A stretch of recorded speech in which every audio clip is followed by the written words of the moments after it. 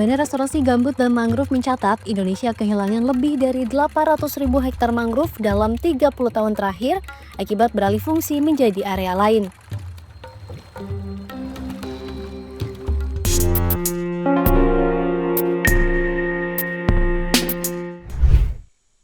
Kalimantan menjadi pulau dengan jumlah luasan mangrove tertinggi kedua setelah Papua. Berdasarkan Peta Mangrove Nasional tahun 2023, luasan mangrove di Kalimantan mencapai 734.489 hektar, dengan sebaran terluas berada di Provinsi Kalimantan Timur yang mencapai 240.005 hektar. Luasan mangrove tersebut terus menyusut setiap tahunnya akibat pembukaan lahan dan alih fungsi lahan mangrove menjadi area lain. Salah satunya beralih fungsi menjadi tambak. Menurut data pemerintah Provinsi Kalimantan Timur per tahun 2021, luas tambak ikan yang tercatat mencapai 98.093 hektar.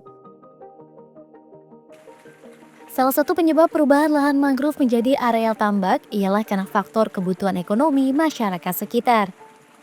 Dan memang terbukanya secara masif tambak di wilayah Delta Mahakam itu tahun 98 ketika krisis moneter, krisis ekonomi, nilai dolar tinggi, akhirnya apa yang mereka jual itu udang melonjak tinggi, dan itu memicu mereka untuk membuka lahan-lahan baru pada saat itu. Jadi dari luar wilayah Kalimantan Timur itu banyak yang datang ke sini untuk buka lahan secara masif. Hilangnya tutupan mangrove yang signifikan akibat pembukaan lahan tidak bisa dibiarkan begitu saja. Rehabilitasi mangrove perlu dilakukan untuk memulihkan ekosistem pesisir, melindungi keanekaragaman hayati, meningkatkan ketahanan terhadap perubahan iklim, sekaligus menjaga fungsi mangrove sebagai penyerap karbon alami dan pelindung garis pantai dari abrasi dan badai. Menanam kembali mangrove di area yang sudah terbuka menjadi tambak adalah salah satu opsi yang bisa dilakukan.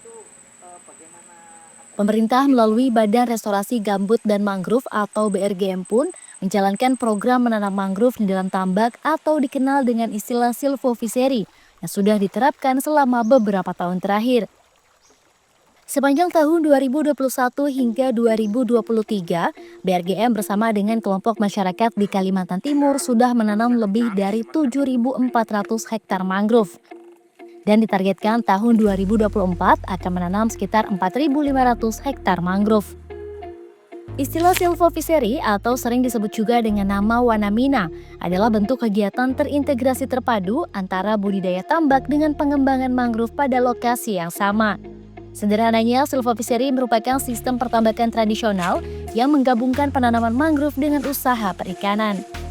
Sehingga petani tambak bisa melakukan budidaya tambak tanpa merusak ekosistem mangrove yang ada, justru akan menciptakan budidaya tambak yang berkelanjutan. Silvofiseri memiliki pola penanaman yang beragam. Di Indonesia sendiri terdapat 4 pola yang diterapkan oleh para penambak.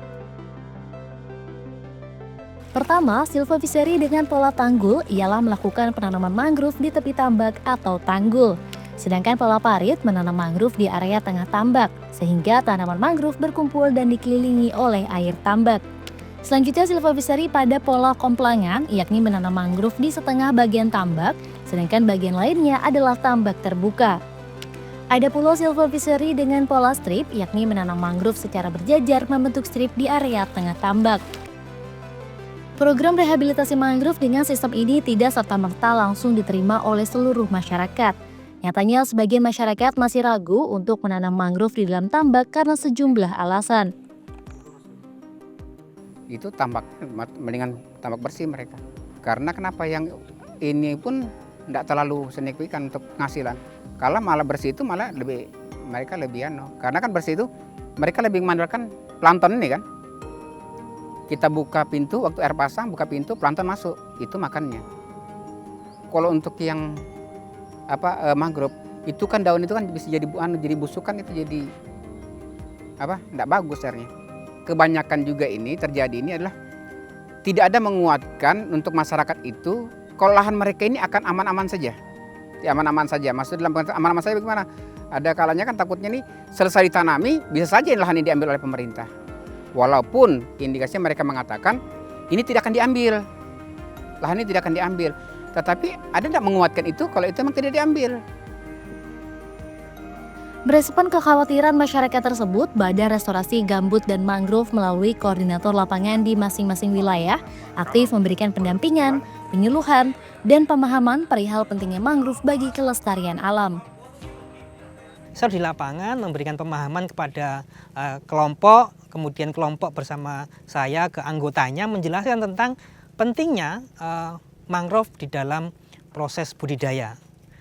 Itu yang penting. Jadi ya namanya pendamping ya harus mendampingi. Ada keluhan dari para pemilik empang, ternyata ketika ditanam dengan jumlah ribuan itu produktivitasnya tambah menurun karena ya tempat budidayanya akan hilang begitu ya. Maka kita lakukan evaluasi dan kita menemukan coba kita lakukan dengan 800 per hektar. Kalau dengan 800 itu sangat longgar begitu ya, bagaimana areal budidayanya bisa dilakukan dengan lebih maksimal begitu. Dosen Biologi FMIPA Universitas Indonesia Mufti Petala Patria mengungkapkan, penerapan silvofiseri bisa menjadi simbiosis mutualisme antara keberadaan mangrove dengan biota yang hidup di tambak. Sebenarnya itu dengan sistem Wanamina ini, itu kalau memang konsisten gitu ya, itu kualitas ikan udang itu lebih bagus gitu.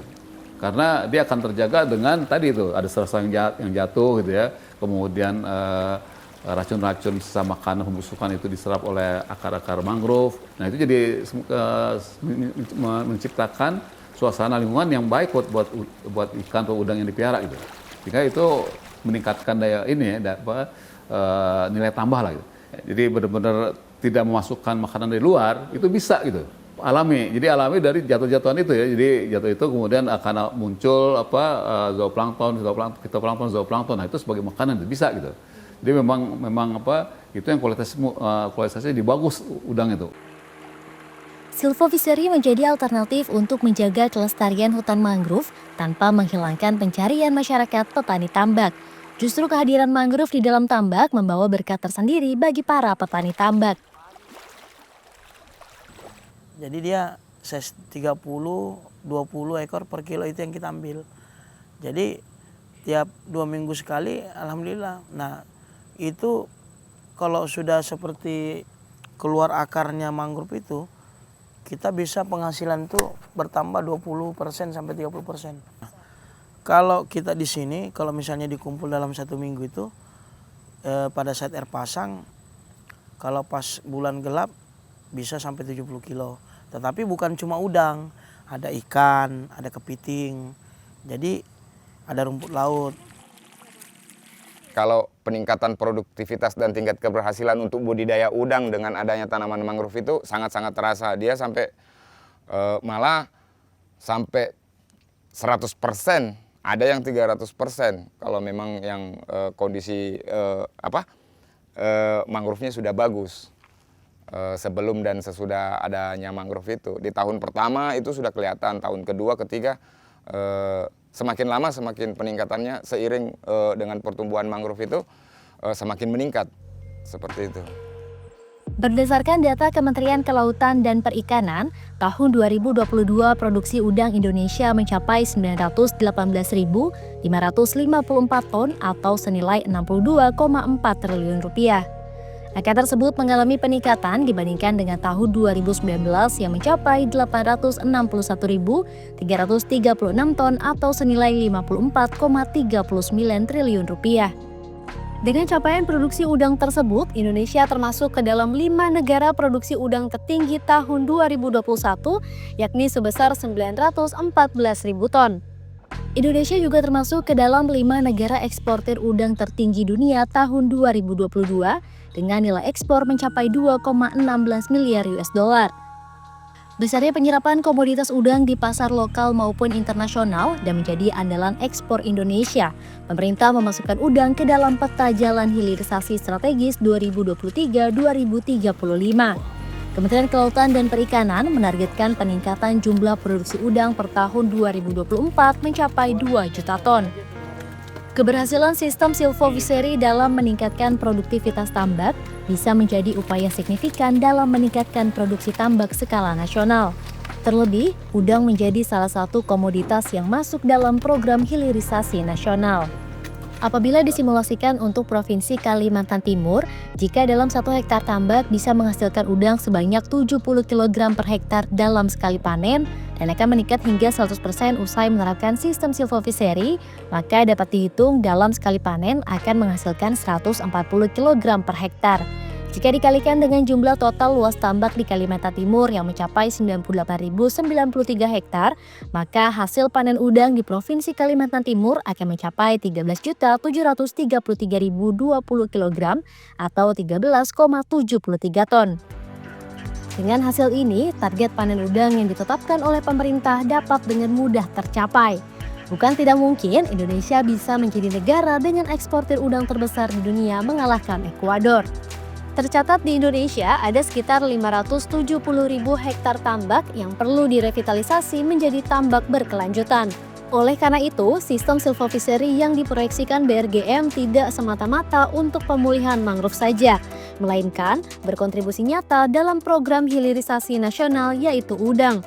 Seperti diketahui, udang ditetapkan sebagai salah satu dari 21 komoditas prioritas hilirisasi sekaligus mendukung ketahanan pangan dan makan bergizi gratis Presiden Prabowo Subianto. Dengan mengintegrasikan kepentingan ekologi dan ekonomi masyarakat pesisir, sistem silvofiseri tidak hanya mendukung pemulihan ekosistem mangrove yang terdegradasi akibat pembukaan lahan tambak, tetapi juga meningkatkan produktivitas tambak secara signifikan.